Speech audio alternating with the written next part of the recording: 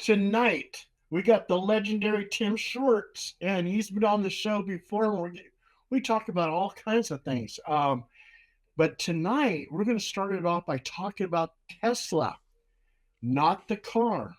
We're talking about the engineer, the inventor, the futurist, Nikola Tesla. And, you know, like I watch a lot of Ancient Aliens and I watch The Unexplained, and I leave the TV on and I listen to it, and then I hear Tim's voice, and Tim was talking about Tesla. So I said, okay, well, let's get some more information on this guy. And I'm wondering, like people who study Jack the Ripper, they're called Ripperologists. So if you know a lot about Tesla, would that be a Teslaologist? I don't know. So anyway, Tim, welcome on the show. And what's Thank been going you. on with you? And what's up with Tesla? I mean, why did the FBI go over there and take all his papers? And now there's papers missing from that incident. Oh yeah. Well, and by the way, thank you guys for having me on tonight. Really appreciate it. Good deal. And what you were referring to there, Paul, I was recently on History's Greatest Mysteries, talking about Tesla, myself, and a number of other great guests. And Nikola Tesla has been a fascination of mine for a long time. It started way back in the um, early 1980s when I worked at a television station in Dayton, Ohio. And right next to Dayton is the Wright-Patterson Air Force Base, and our station, maybe once a week or so, uh, uh, we would go and they send a reporter and a photographer to Wright-Patterson and talk to the press liaison, who would find us interesting stories, things that were going on the base, because they were always doing all kinds of research and experiments that weren't necessarily top secret. And so our station would give them some nice publicity. Well, I remember one time I went, and the lieutenant who was the press liaison, he was going through his files trying to find just something interesting, and he made this offhand comment where he goes, we're doing research based on the work from that mad scientist Tesla. He says, but I really can't talk about it right now. And it's just like, well, what? And I'd never heard of Nikola Tesla before, but him saying that mad scientist Tesla, that really got my interest going. Who's this mad scientist Yeah, Tesla exactly. that they are doing research on? So then, I decided to start looking into this guy, and here it is. I mean, how many years later? I don't want to think about it. Um, there's still so much to know about Nikola Tesla, what kind of guy he was, what he was doing, what kind of genius he was, and how much our modern technology um, really we owe so much to Tesla, because we wouldn't be here talking, over Zoom doing these podcasts if it wasn't for Tesla. Now, eventually somebody would have discovered the stuff that Tesla did, but probably not for years later. So, yeah, Nikola Tesla, I mean, fascinating guy, fascinating history. Yeah, and Tim, they say that Tesla was communicating with extraterrestrials. Do you have what's your thoughts on that? Well, somebody wrote a book. What was that called? I think it was called Nikola Tesla and the White Dove. And it was suggested that Tesla was an extraterrestrial transplant. That he had been, I don't know, brought here by by a flying saucer or So yeah, something. But I mean, when you say things, when people say things like that, I think it really kind of it discredits really how smart people can actually be. I mean, it's easy to go every day and see all the crazy stuff that people do around the world. That you just shake your head and wonder how we've survived this long. But actually, the human species, we are really really smart, and people like Tesla kind of rise above the chaff, so to speak, at times, and show us just what we are capable of. So I think that first of all, that Tesla was a human, a very smart human, maybe able to tap into um, that universal knowledge base that I think that a lot of our smartest people have been able to do.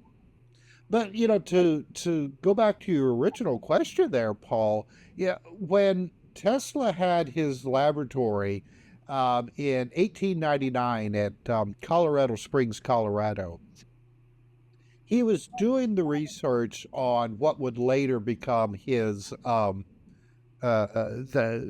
wireless transmission of electricity or energy.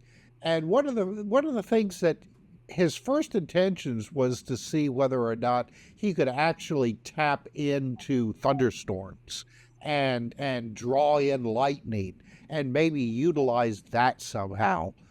So what he had a radio receiver, probably one of the only ones in the world at the time, where he could listen to um, thunderstorms and lightning by listening to the static that was on, especially AM radio. Any of us old timers, probably remember when you were a kid listening to AM radio in the summertime when there was thunderstorms around, and every time that lightning would flash, it causes static on AM, and that's what Tesla was doing.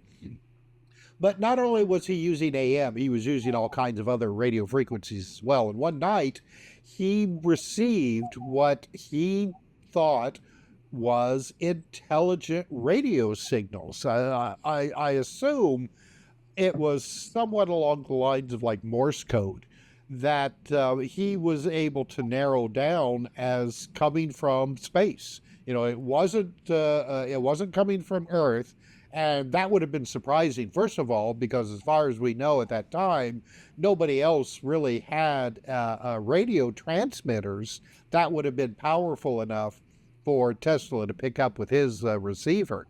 So Tesla thought and speculated that he was hearing radio transmissions from another planet. He speculated Mars, because everybody at that time was thinking that Mars was capable of life.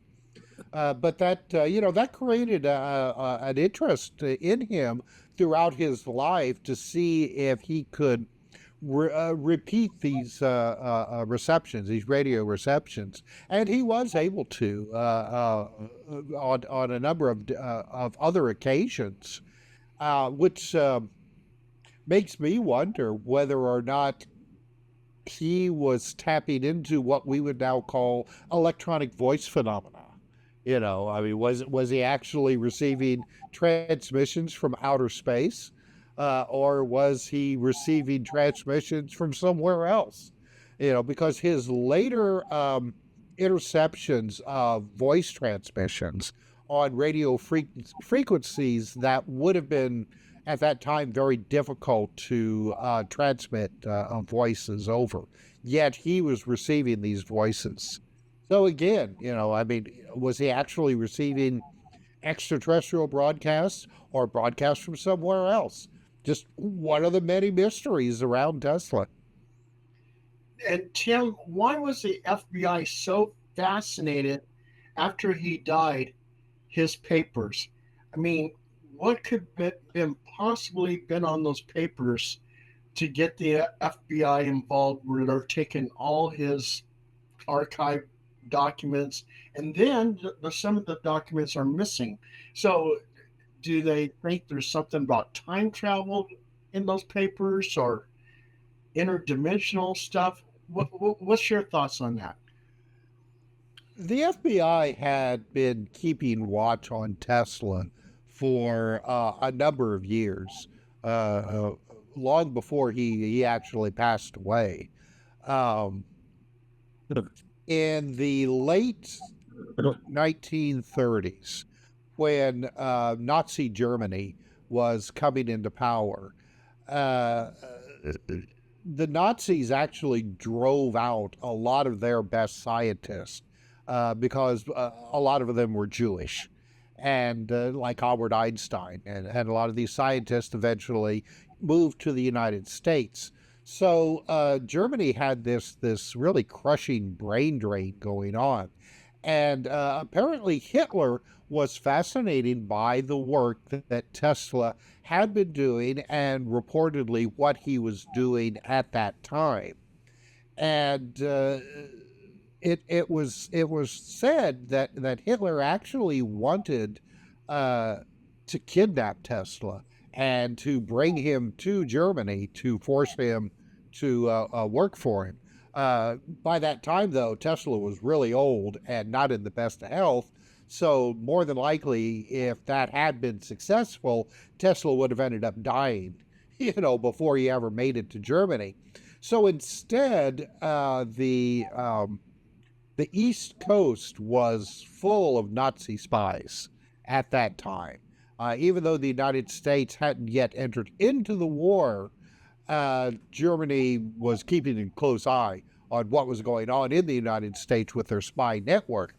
And so it apparently they were after then whatever material of Tesla's that they could get a hold of, paperwork, blueprints, notes, anything that they could find. So that was one of the reasons why the FBI was so interested in Tesla.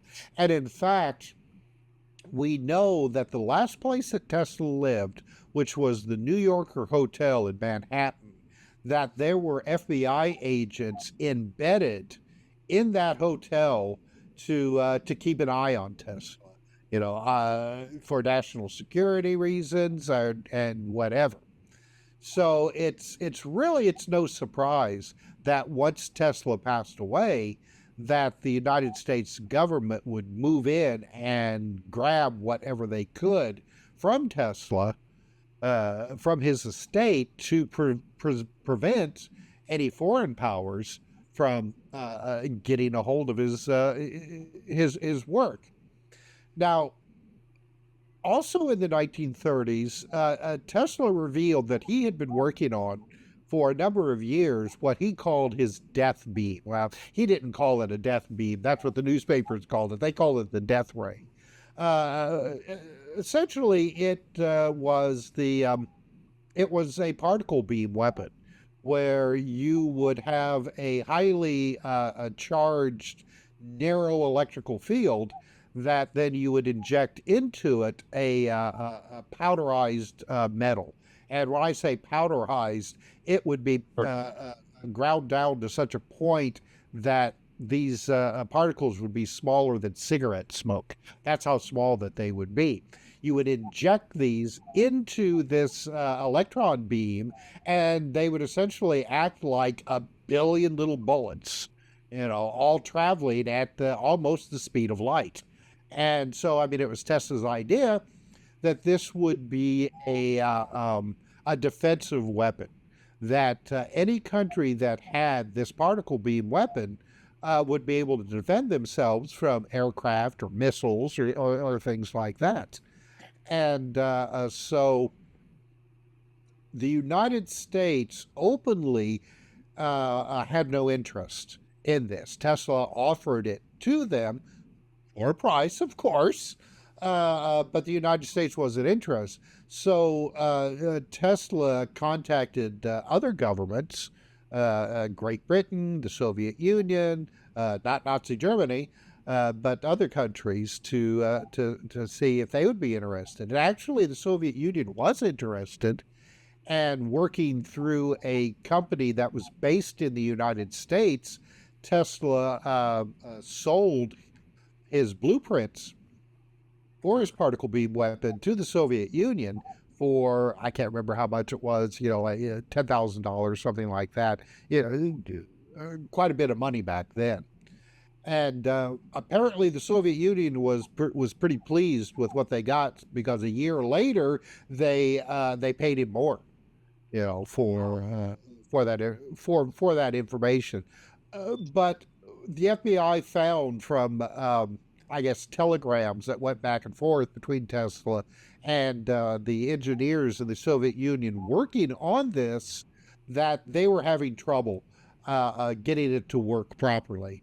And Tesla, again, being in poor health, was not able to go there to show, to figure out what they were doing wrong. So, I mean, he was trying to help them out, through through telegrams. But we don't know just exactly how far the Soviet Union went with that. Hey, So Tim. yeah, go ahead. Sorry, you're on a roll there. Hey, No, no. Paul, Yes. and then Dean. When you're not talking, go ahead and hit the audio thing to mute yourselves, because it's causing feedback. I'm hearing like an echo coming from Tim's voice going through your speakers and then back into one of your mics. It's creating an echo. Okay. It's gonna mess up the final audio quality. Like whenever somebody else I'm talking, I intend is and then my finger's always on the button doing that, just so that our end audio quality turns out better. And of course, I think Paul just kicked himself offline. Probably hit the wrong button. There you go. Hey, Paul. Yeah, I keep my finger on the button, and when I'm not talking, I mute myself. That way, the end audio quality ends up better for all of us. Because especially I have dogs in the background, as you can hear. So that's what I do. Zandine's got it there. So, anyways, I'm sorry to interrupt you, Tim. You were on a great roll there, and I appreciate all the info that you just shared on this. I had a question for you, Tim, about I'm a bit of a nerd, a history nerd myself, and especially have been fascinated with Tesla my entire life. And it wasn't until I got older that I realized that Thomas Edison was a scumbag, and that Nikola Tesla was actually a pretty decent human being by comparison. And one of the best stories I recall reading about was I didn't know that at like state fairs around the country, Thomas Edison was basically telling everybody in the world that alternating current was dangerous. And the way he did that was by electrocuting dogs and other animals in front of people at these fairs with alternating current. He would have these booths set up with alternating current and electrocute animals in front of people. And the coup de grace, I think, was at the New York World's Fair, where he electrocuted a fully grown male African bull elephant in front of a huge crowd. A horrible, horrible sight. Did it in front of thousands of people. And that night, I believe Tesla went on stage in front of everybody with one of his huge Tesla coils, and to counter what Edison said and show how safe his alternating current was. And he knew the difference between amperage and voltage, and what's dangerous and what isn't. And he stood on there, and he had his one hand on the Tesla coil and put his other hand out towards the audience and shot out a lightning bolt over the crowd that looked like the hand of God type thing, and basically showed that if you know what you're doing, alternating current can be extremely safe and reliable. And that was just one of my favorite stories. And the whole war between Westinghouse and Edison that went on, and that Tesla actually gave up his any monetary rights towards the patents and things like that, just so that Westinghouse wouldn't go out of business. I think also showed that he was a pretty decent human being and wasn't really in it for the money. Um, yeah, just besides being a genius, which is undeniable, and which is I think it's kind of an irony that we have this madman out there right now who's utilizing this guy's name. He arguably one of the biggest villains in modern history is now using this guy's name. Um, they couldn't be more opposite. Anyways, I'll hand it back to you. You know, Phil. No, Phil, you got me all upset because me being a big animal lover, and I know you're an animal lover, and Zandine is, and Tim is. I mean, that's horrible what they did to those poor animals. The people who built this country, that the quote unquote heroes, the captains of industry that everybody that we all grew up hearing about, Thomas Edison, Henry Ford, two of the examples were actually horrible human beings. Henry Ford was a Nazi sympathizer at least. I mean, there's a picture of him in a full-on German uniform receiving an award from the Nazi government, and he had a newsletter that I think was called what was it, the Dearborn something or other, that you could prior to World War II, this newspaper was given out free in every Ford dealership around the country. And it basically, I think it was something about dispelling the articles of Zion. It was an anti-Semitic newspaper that was given out for free in every Ford dealership around the country because he was a huge anti-Semite. He hated the Jewish religion. He hated Jewish people. He was a Nazi sympathizer. So I mean, and he was a dummy. He was a genius when it came to mechanical things. He really was that. He was one of those idiot savants. But when it came to like basic history of the country that he lived in, they had a trial where he was put on, the stand, and they asked him, simple questions like who was the first president of the United States and things like that, and he failed miserably. So it was he grew up on a farm. He was a farm boy, and he went to the big city, and one of his first jobs was for Edison. So he loved Edison, and he was a genius with his hands. He was very good with mechanical things. But as far as every other way in life, he was a horrible father. He bullied his son, Edsel. Just not a really good human being. The only reason that that the whole strike ended, I'm sure Tim probably knows that story too, that is that his wife finally bullied him into saying, if you don't stop this whole thing with the strike, I'm just going to straight up divorce you. And he backed down. And, his wife was the only one that could, put him back in his place. Wow. So, the guys that we worship, you look a little bit between the lines and you're like, man, these guys really were.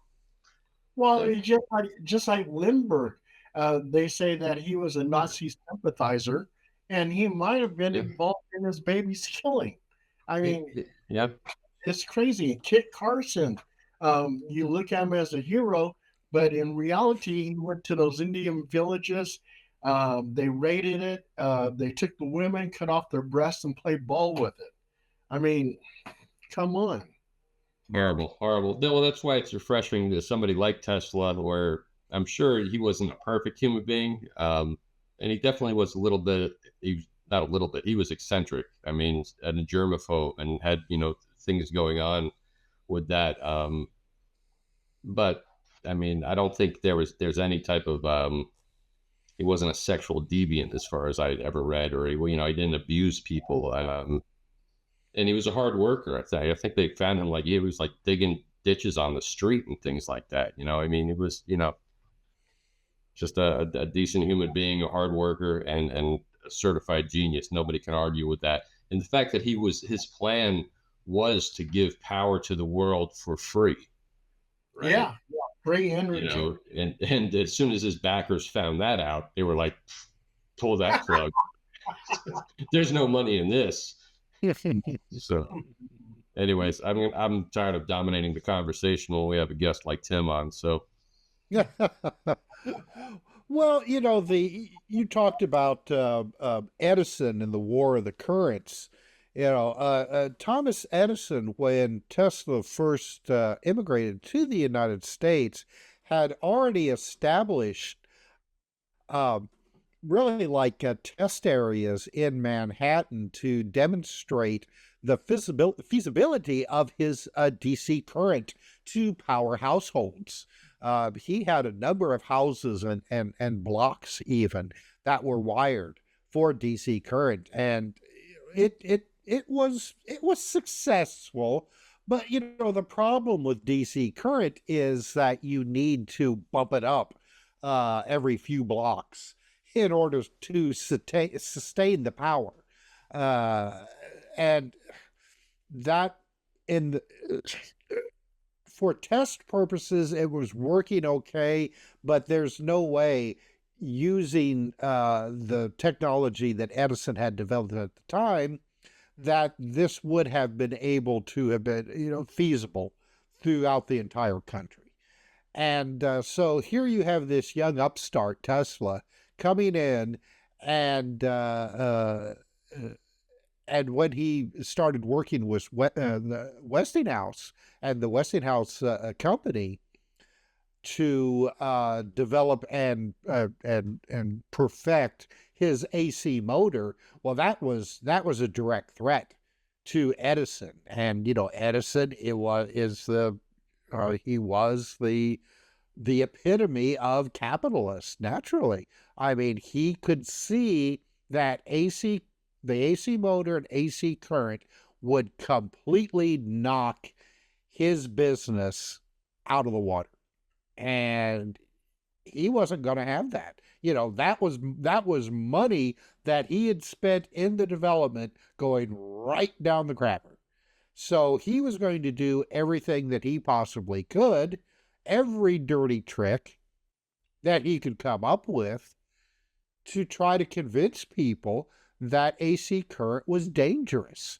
And like you said, they would have demonstrations at various fairs where they would electrocute little animals. It's just a horrible thing.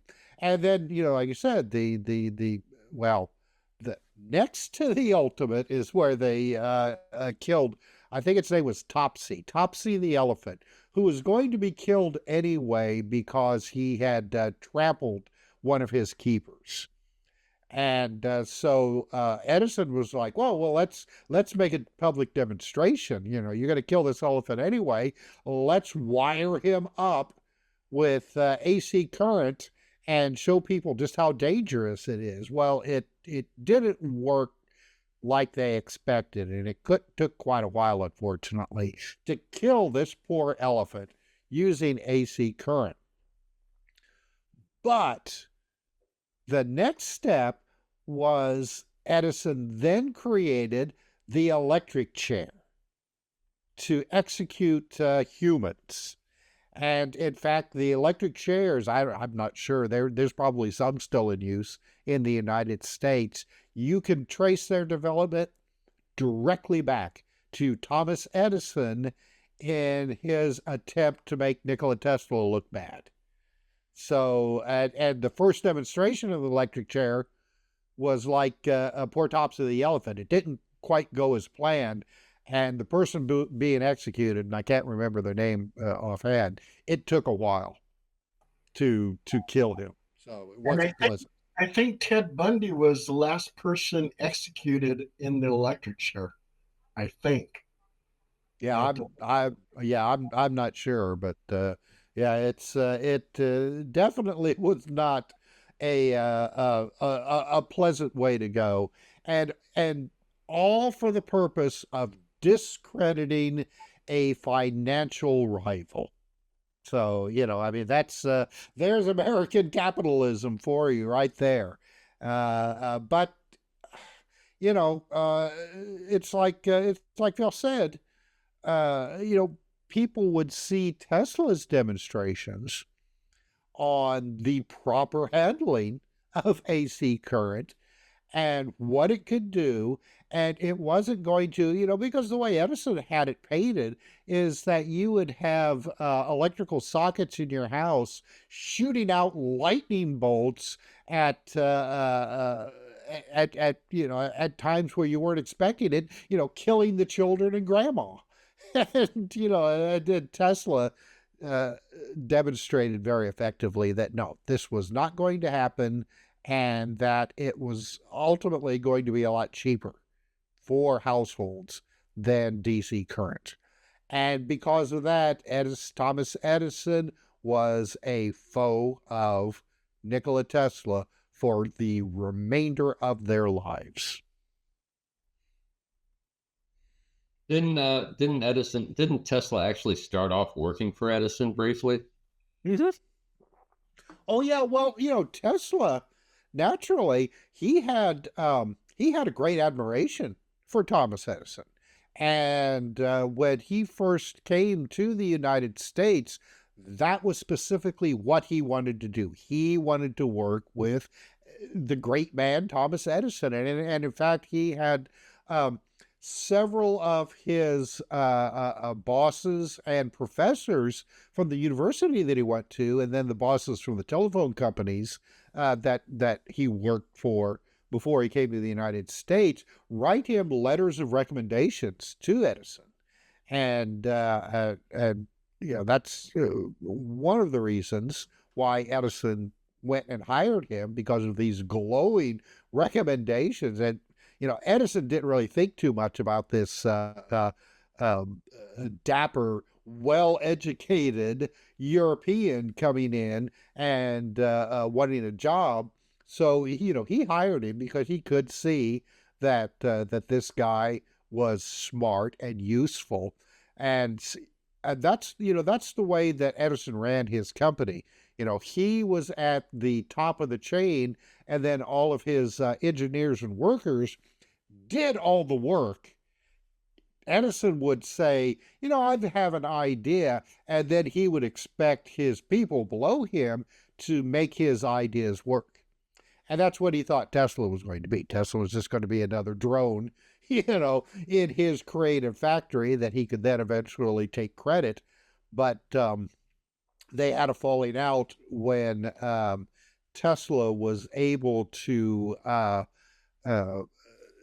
fix an electrical system on a yacht of a rich friend of Edison's, and the DC electrical system on this yacht kept burning out. Nobody could figure out why, and Tesla went in and saw that the motor, the DC motor, hadn't been wired properly. So Tesla went and actually by himself unwired it and then rewired it in just a couple of days' time, and then it worked perfectly.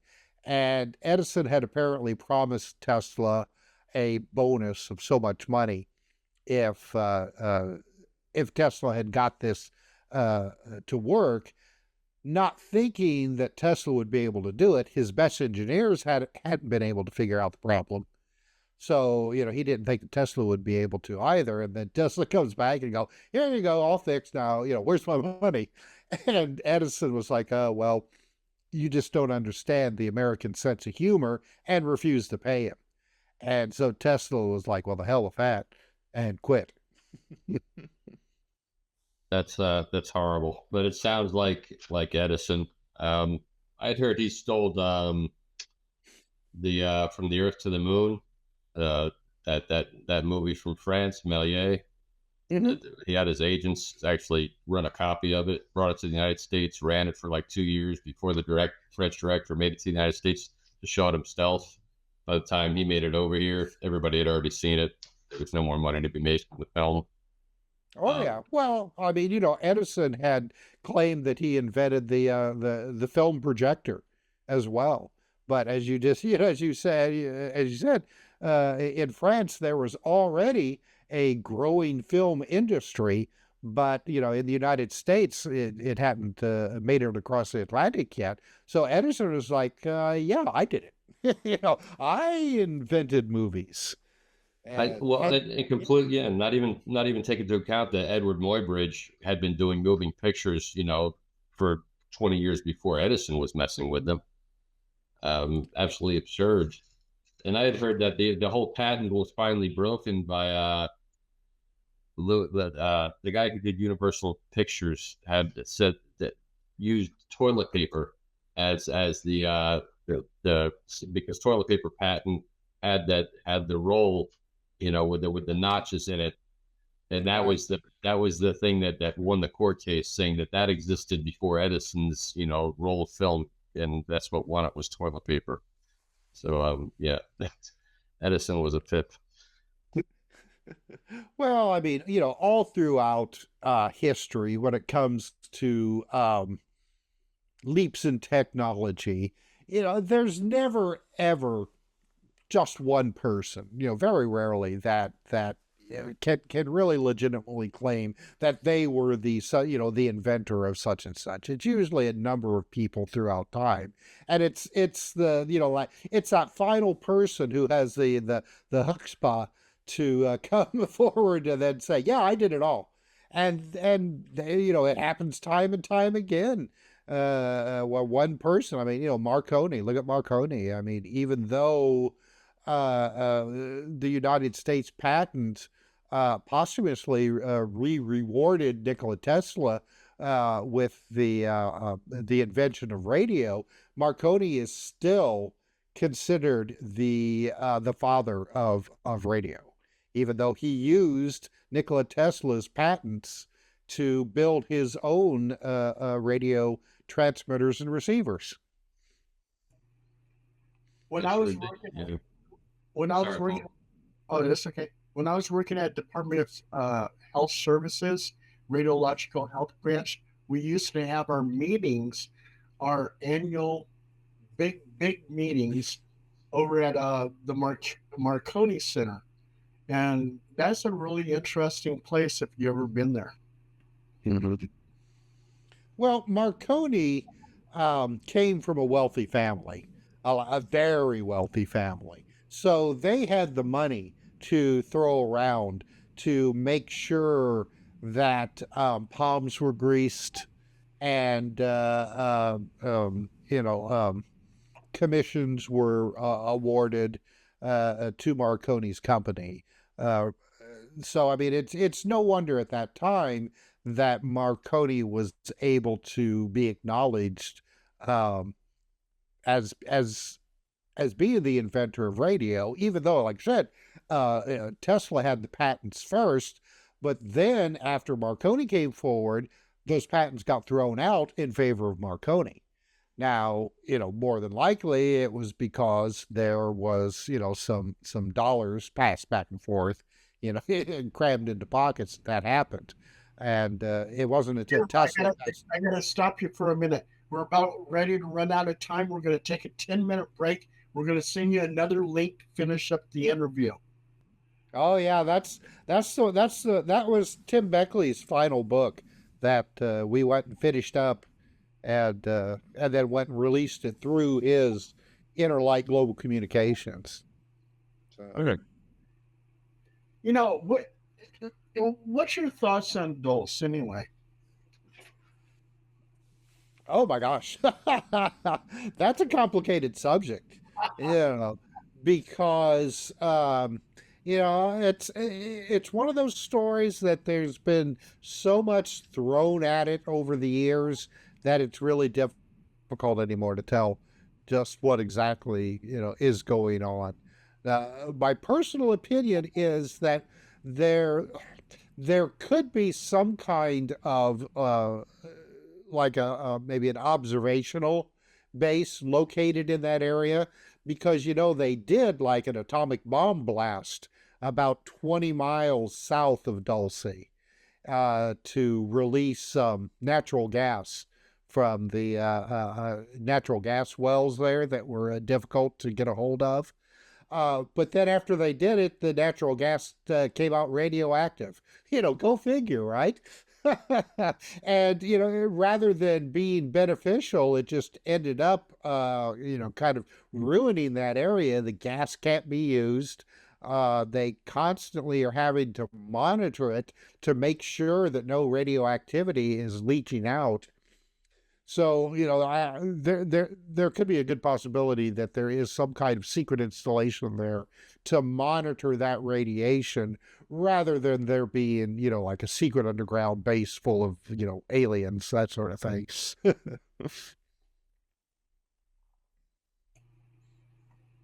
Yeah, I wanted to get your thoughts on it, and that's basically how I think of it too. So, Mhm. Yeah, yeah. Well, it was used it was used as part of that disinformation campaign against Paul Benowitz. Uh, that once the Air Force thought that he was getting too close to, whatever it was that they were doing at Kirkland Air Force Base in New Mexico, they came up with this, this underground base at Dulce to kind of distract him from because Benowitz lived just outside of Kirkland Air Force Base, and so he could see very clearly, these weird lights flying around over the area. So, I think that Dulce may have been part also of the testing that was going on with the stealth bombers and stealth fighters that were being developed at the time. Because Benowitz did actually get a picture of some kind of aircraft that was crashed near Dulce. That probably ended up being, like a stealth fighter. That's or at least an early version of it. But yeah, it's there's so much disinformation around the whole thing that it's really difficult to tell what's going on. there's a paranormal investigator here in Sacramento, and I think his name, if I remember right, is Anthony Sanchez.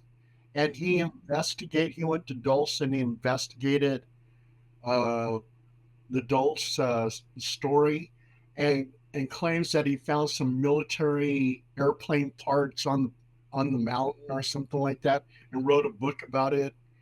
And I think he was on Ancient Aliens once. So Hmm. Yeah. yeah, he was trying to prove that there was a military base in the mountains out there someplace. Yeah. Well, they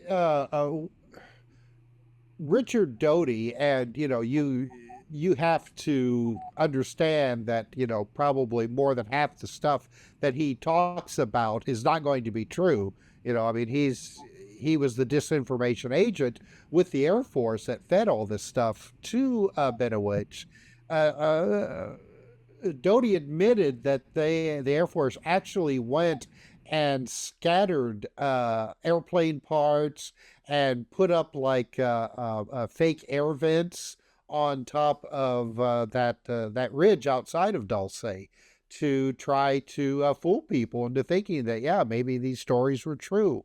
But again, it was just all part of this distraction to lead people away from whatever was really going on. And whatever was really going on, I doubt if it was um, uh, aliens and interventions with the Air Force and the government. But never say never. Hey, you asked my question on that one. Yes. Yep. I see Zendi wants to ask you something, and I've been taking up a lot of space here, and Phil's been talking about his stories. So Zandine, I'm sorry. Nah, uh, don't you believe that, Mr. Split? These guys, I'm listening. You really have a lot of like inside knowledge on Tesla. Uh, four things kind of came to mind when you were talking about him was, well, actually five. The first thing was everybody talks about all of his inventions, but can you tell me, and I'm sure you probably know because I don't, some of the more obscure things, like everybody talks about the death ray, they talk about, the electricity, but I mean, I'm sure so many other things. I would be interested in that. And then I was going to say about the clouds, and him hearing when storms came, and that story, what you said, reminded me of how sometimes UAPs, there's stories of UAPs always charging up from lightning storms. Not, no proof of it. It's just you hear the urban myth or whatever, they charge up. So I want to ask you about that. And then with the AM, FM radio stuff, with the AM, the radio and Tesla hearing messages, I thought that was interesting because of that gentleman who on the FM side said he was hearing about the dark entities, William Heinrich, or I forget the gentleman's name, but And then we Paul, you remember we had a case, Renee. This guy died, but we had a case where we went to his warehouse. He kept saying he was hearing THX 36. He was hearing all these transmissions, through his radio in his office and through his radio machine. He kept telling us that he was, and I went over there several times. He's passed. RIP to Mr. to Renee, and but yeah, he swore that he was hearing these transmissions, and after talking to him, I remember that. yeah, he didn't seem like he was too much. And then the last thing I want to ask you, and I'm sure you know about, is what was his relationship with Edgar Casey? And since he kind of believed in the occult a little bit, or they both believed in being able to channel the Akashic records, or the information, as you say, the intelligence, or what, tapping into that. But so does that lend credence to, in your estimation, the not the Akashic records, but some kind, anything supernatural or super normal? So that's what came to mind as you were talking about Tesla. Yeah, let me address that last question because uh, a lot of people think that Tesla was interested in the occult, and he wasn't. He really did not have a lot of room for that in his life. In fact, when he was living in Manhattan, he had been approached by some kind of like a paranormal research group, and Yeah. wanted to know if Tesla was interested in joining them. And Tesla just basically outright told him that he didn't believe in that kind of stuff. Okay. Now, Okay. as he grew older, he developed an interest, though, in Eastern philosophy, Hmm. because he felt that Eastern philosophy may have had a better understanding on how the universe works than Western thought. All right. Now Wow. That's this interesting. was later. Yeah, this was later in his life when he was becoming more interested in possibly how the universe operates. He tried to develop his own unified field theory, but this came about from him reading a lot of Eastern texts, uh, Oh, and, and trying to interpret how people, a couple thousand years ago, would refer to things in a non-scientific jargon, you know. And so that's what Tesla was interested in doing, trying to see wow. whether or not these Eastern mystics may have had an idea that had a basis in truth. Um, Now, of course, Tesla came from a religious family. His father was an Orthodox priest, Eastern Orthodox priest, and his father actually wanted him to join the ministry as well. But Tesla really wasn't that interested. He was more interested in science and electronics. Yeah, his father really wanted him to join the ministry with him. Um, Oh, wow. about the only thing, Tesla did have this ability. Now, some people would say that it would be, like psychic or paranormal, but we've seen other people who have this ability where uh, when Tesla would be working on an idea, there would come a point where suddenly he would have almost like a vision where he could see whatever it was that he was working on in front of his eyes, almost like a three-dimensional hologram. All right. Okay. And then mentally, he could then shift this around in any direction. He could take it apart mentally and see all the component parts. Wow. And that was how he knew that he was on the right track and that he could actually start building prototypes for whatever it was he was working on. His AC motor came about that way. He was walking in the park in, I can't remember where it was, Venice, not Venice, maybe Vienna, Austria. Well, I can't. don't quote me on that. But it was before he came to the United States. He was walking to the Okay. park with a friend, Yeah. and all of a sudden he saw the AC motor appear in front of his eyes.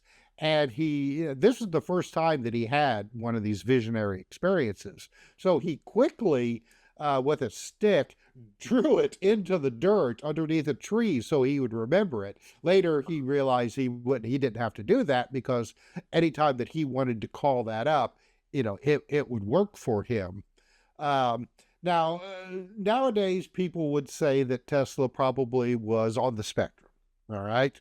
And I have no doubt about that, because as Phil pointed out, as Tesla grew older, he became more eccentric and developed,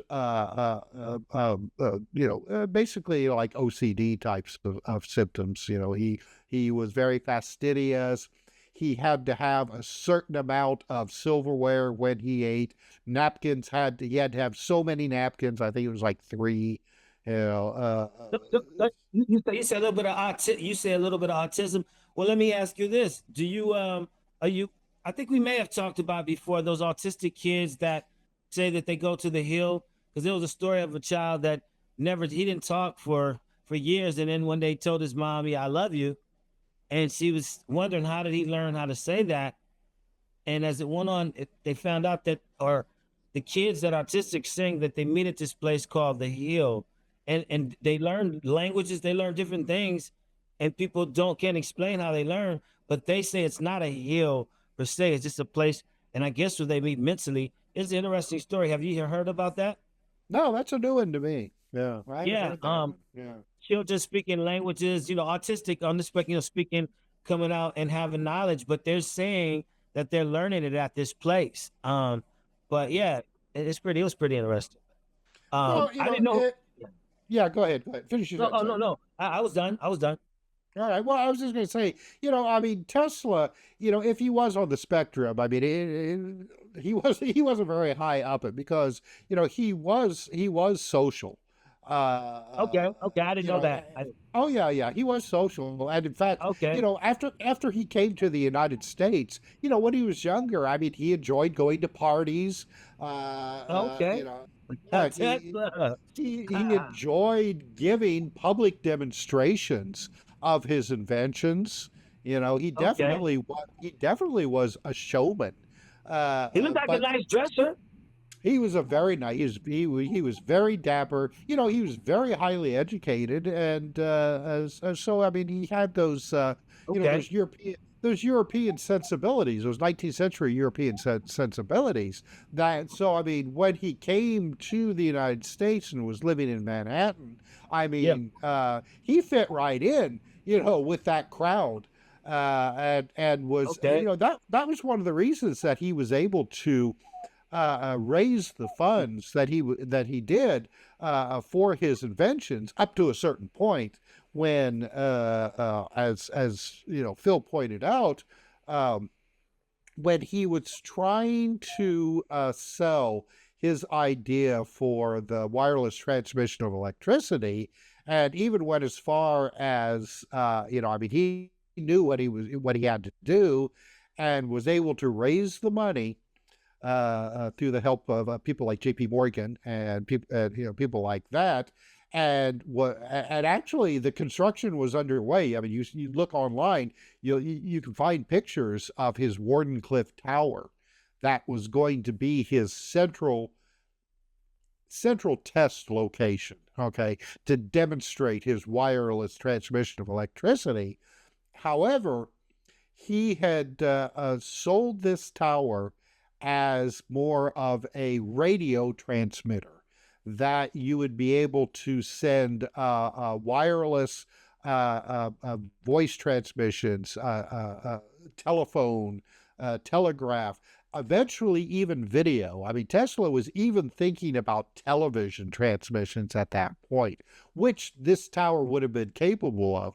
What he downplayed was the wireless transmission of electricity, because, I mean, Tesla knew that there would be ways that you could charge people to receive this electricity, but he knew that the people who were backing him wouldn't be able to figure that out. And he was correct, because once it got out what Tesla was trying to do, their first thought is that Tesla was going to give away electricity for free. And, Tesla wanted to power the entire world, but he also wanted his backers to make some money in the process. He wasn't stupid. However, his backers obviously were, because his backers could not figure out, if you don't have a cable running to your house delivering electricity, how are you going to meter the amount of electricity that's being used? And so they pulled the plug on his financing, sued him, and then convinced other people that Tesla was crazy.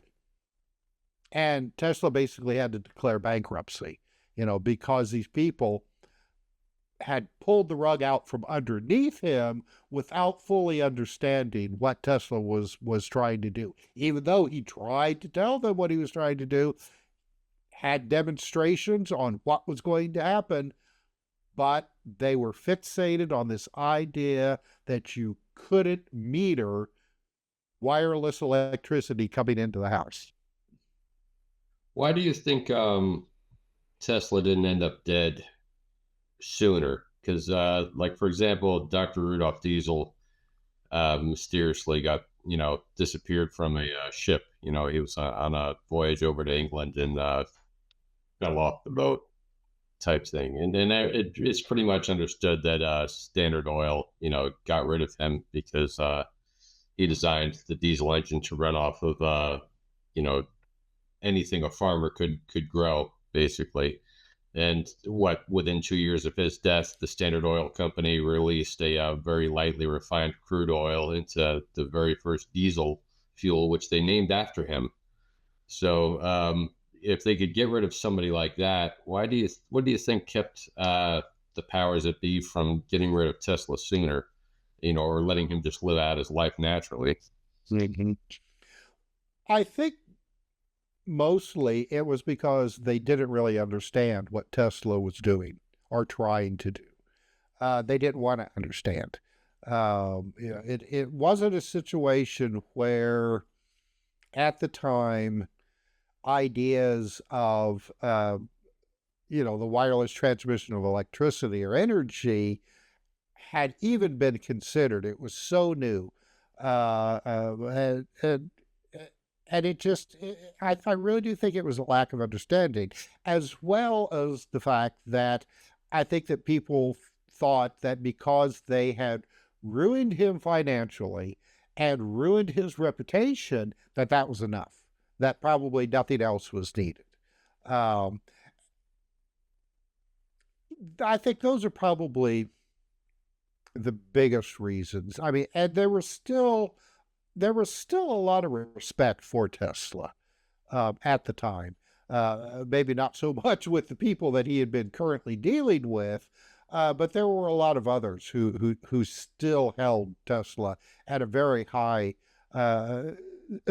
esteem and standards, because through the rest of his life, there were always people, always friends, who were willing to give him money to either, to help him live, to help him afford the places that he needed to stay, and to afford to continue some of his experiments. Because after the whole Wardenclyffe fiasco, he still continued his work, but on a much lower key. All right. He didn't receive the publicity and newspaper articles that he used to. He basically stopped writing, because he was also a prolific writer for various magazines and newspapers and things like that, talking about his ideas and his experiments. So he kind of basically, he didn't fall off the face of the earth, but he just really just got a lot quieter on the things that he was doing. And in fact, what he was doing around after the Wardenclyffe fiasco is that he started to develop various medical instruments using electricity and infrared, ultraviolet, things like that, that ended up being used by doctors and hospitals throughout the country, but under other companies' names. Tesla would develop these for other companies, not for, like the Tesla company, which had been dissolved at that point, because he had to declare bankruptcy. So other companies would hire him to develop these medical instruments that were used for decades, and that's one of the things that people don't talk about. And it's very difficult to try to find these devices that Tesla had developed because of the whole what would it be, like I think it was like the FDA and some of these other companies, especially in the 40s and 50s, started to crack down on devices that they felt were quackery, and didn't work. So a lot of these instruments that doctors and hospitals were using based on Tesla technology got thrown out and largely forgotten about. If you go on the internet and look, you'll find some of them in like obscure museums, but most of the time they're called quack objects or snake oil devices. But we now know that the things that Tesla had developed using electricity, and especially he became very interested in infrared in the healing process, as well as electromagnetic fields at various frequencies. But again, after the surge in pharmaceuticals and drugs used to treat ailments, those kind of devices, the mechanical devices, fell out of favor. This was a wild time, mechanically, medicinally, inventors. So there was zero regulation in a lot of things. That you brought it to mind. That device that they put in shoe stores where people could put their feet in and see the bones in their feet. Yes. The X-ray machine. Right. No, that wasn't Tesla though. Was that Edison. Oh, well, I don't think it was either. Now, Tesla did work early on developing X-rays. He was really fascinated by X-rays, and in fact, there are a number of photographs of that Tesla took of his hand and foot and other people's extremities. But no, by the time that those devices came out, I don't think that Tesla had anything to do with them, because he was well aware of the dangers of X-rays and other types of light frequencies. You just can't go and just be using them on anybody helter skelter, because he knew for a fact that that they could be dangerous. Now, I mean, the devices that Tesla worked on were definitely not quackery, and obviously had health benefits. But times change, attitudes change. I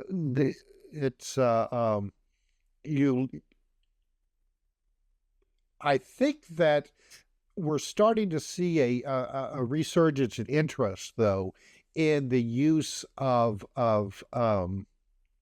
electromagnetic frequencies and other types of devices as part of medicine and healing processes. And again, I mean, this was something that Tesla had his foot in right from the very beginning. So, I mean, guaranteed, I mean, there have been quacks out there, but I don't think that Tesla and his research into these devices would be considered a quack by any means. So we have alternating current. He's the father of wireless communication. What are the things that everybody lives with day to day? Can we all thank Nikolai Tesla for? Oh, well, uh, remote control, probably, robotics. These were things that Tesla worked on very early. I mean, Tesla had a demonstration in God, and once again, I can't remember. I can't remember the dates. It would have been like the very late 19th century, very early 20th century, where he had a little model boat that he took out to I think it was the little lake in Central Park, and with a remote control device. Now you have to remember, nobody had remote control or even any concept for it at this time. He was able to drive this boat all over this pond. Uh, by magic, it seemed like to the onlookers. In fact, there were people who thought that maybe he had trained like a little animal or something to to maneuver this boat around. But no, I mean, he was using radio controlled remote control. And in fact, then the early, and Tesla was a goss that they did this, but the early like torpedoes that were developed used the same kind of remote control capabilities that Tesla had invented, and they used Tesla's patents. But because it was the United States military, they were able to freely use these patents however they wanted to, without compensation to the inventors. It's just like, well, this is ours now. But yeah, remote control is probably something that a lot of people don't consider uh, when it comes to some of the ideas that Tesla came up with and perfected. So I mean that's a good one. And of course, television and video technology, even though Tesla didn't take it to its ultimate end, he was the first one to realize how beams of electrons on the right kind of receiving, end, like a cathode tube, would produce pictures. I've heard that the Germans had one, right? Because didn't they blast Hitler's speech out into space? That first image that's still out there somewhere. And then Yeah. I also heard that Leon Theremin had a device here in the United States that supposedly transmitted pictures from the upstairs brownstone to the parlor downstairs in it, before he was kidnapped by the Russians and brought back to Russia to create the first listening device. He invented the bug for the Russians after Right. after he was kidnapped and brought back to Russia. So, and then neither one of them, like you said, brought it to fruition. It was another gentleman who I can't think of, another guy who doesn't, nobody knows off the top of their head, but another farm boy genius that came up with a guy who, with what we know as television. Right. Well, and again, you have to remember when Tesla was doing these experiments, this would have been in probably the late 19th century. So, I mean, and that's one of the unfortunate things about Tesla is that, he had these great ideas and worked to perfect them, but the technology really wasn't available at the time for him to go, further with his ideas and what he was working on. It's like he was probably one of the first ones to realize that you could have a propulsive force using electricity. And so, he came up with the idea of maybe an aircraft that could be, I hate to use the word anti-gravity, but the term is actually field propulsion. but Tesla was one of the first to realize that such a thing was possible. And this was later, the experiments were continued by a man named T. Townsend Brown, who probably took it a lot further and made it useful for the United States, government and military years later. But it was Tesla and his experiments with electricity that started that whole ball rolling. Paul looks like he's got something, isn't it? Well, we're running out of time, so I'm going to make this real quick. I'm going to go ahead and take it to a different path real fast here. Phil has like 7 dogs, 3 cats. Zandine's got cats, and I got 2 dogs, and I feed the opossum, so there's a lot of animals around here. So I just want to know, Phil, Zandine, do any of your animals talk the English language? One of mine does. Yeah, yours does. Yeah. Well, As close Tim, as you can get. As close as you can get. well, you were talking about the little nose autistic people. Mongoose. Yeah, learning different languages. But we got Tim over here who knows a lot about Jeff the talking mongoose. Mongoose. Yes, and it, real fast here. We only got about 5 minutes here. Tim, who was this mongoose guy? Well, this was a case that took place in the early 1930s on the Isle of Man, which sets in between England and what is it, Ireland. And you had this farmer and his family, the Irvings. He was a piano salesman and kind of retired and bought this property on Man, the Isle of Man, and his idea was that he was going to be a gentleman farmer. You would have workers do all the work, and he would be the boss and collect the money. Unfortunately, the farm didn't quite pan out like he thought it would happen. They just basically ended up having sheep and some chickens and things like that. But not too long after they moved to this location, and it was an older house that he renovated for his family, his wife, and then 13-year-old daughter by the name of Vori. And you have to understand that Vori was the youngest. They already had 2 children that were adults and had their own families at this point. So Vori was kind of like a surprise to this older couple. So not too long after they moved in, Jim Irving saw an animal that he didn't quite recognize in the on the farm. So he shot at it and missed it, but then he thought that maybe it moved inside because they started hearing animal sounds inside the house. And so Jim started, I guess, mimicking back the noises that this animal would make. And then it would imitate back. And then eventually it started talking.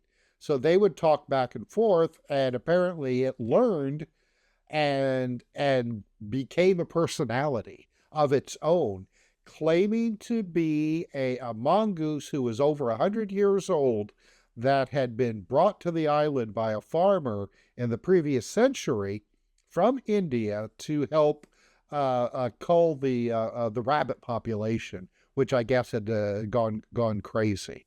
But yeah, I mean, this entity, this voice, claimed to be a mongoose and did all kinds of poltergeist types of activities through a number of years.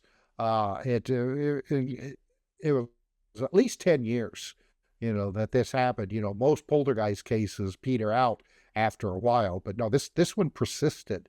And a number of people heard the voice, but only a couple of people in the immediate family actually saw this creature, albeit briefly. They saw its hands every once in a while because it had weird hands rather than paws. It had like almost like little fingers type of things. Um, but years later, Vori, who seemed to be the center of this activity, when she was an adult, a writer for Fate magazine actually tracked her down, and she granted an interview. And even, I mean, she would have been in her 50s at this time. She said that it actually happened. It all happened exactly as it was reported by the newspapers and the psychic investigators, and that Jeff had ruined her life because she was always afraid to tell anybody who she actually was because she thought that nobody would want to have anything to do with her. Hey, Tim, hold that thought for the next time you're on the show. And we've got about a minute left. How can people get a hold of you? Oh, sure. Well, probably the best way would be to I have a website for our book, A Weird Time, Exploring the Mysteries of Time and Space. The website is weirdtimebook.com, and it's got all the email addresses of yourself, myself, and all the other writers for this book. So feel free to check it out and drop us a line if you have any questions. Thank you, Tim. You were great. It was another. Man, thank you for the master class on Tesla, man. Yeah, thank you, sir. Great having you again. Thank you, gentlemen. I appreciate you